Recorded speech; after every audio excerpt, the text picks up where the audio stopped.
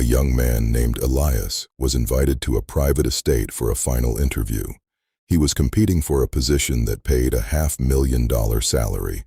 He arrived in a luxury SUV he had rented just for the day, wearing a $1,000 watch and carrying a leather briefcase. He wanted to look like he already belonged in the world of the elite. As he walked up the long marble driveway, he finished a bottle of expensive mineral water. He looked around. There were no cameras in sight, and the nearest security guard was 100 yards away. Instead of carrying the empty plastic bottle to the house, he tucked it behind a decorative stone urn and kept walking, straightening his tie. He was met at the door by an old man wearing a stained gardener's apron and holding a pair of pruning shears. The man looked tired and dusty. "The boss is running late," the gardener said.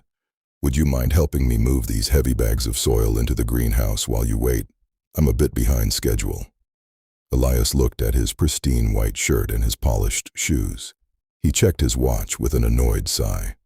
"I'm here for a high-level executive meeting, not a landscaping job. Tell your boss I'll be waiting in the library, and try not to get dirt on the floor when you go back inside."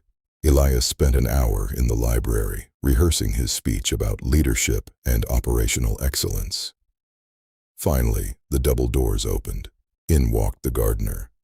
But he had washed his hands, and he was now wearing a tailored navy blazer. Elias stood up, confused.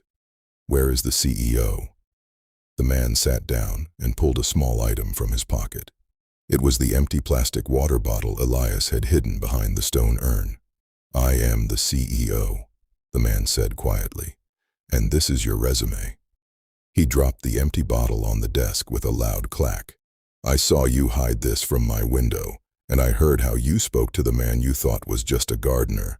You have the look of a leader, but you have the heart of a pretender."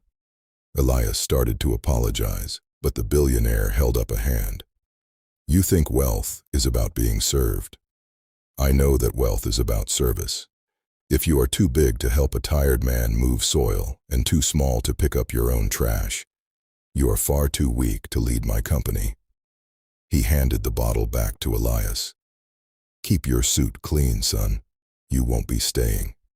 Elias walked back down the driveway, the rented SUV waiting for him.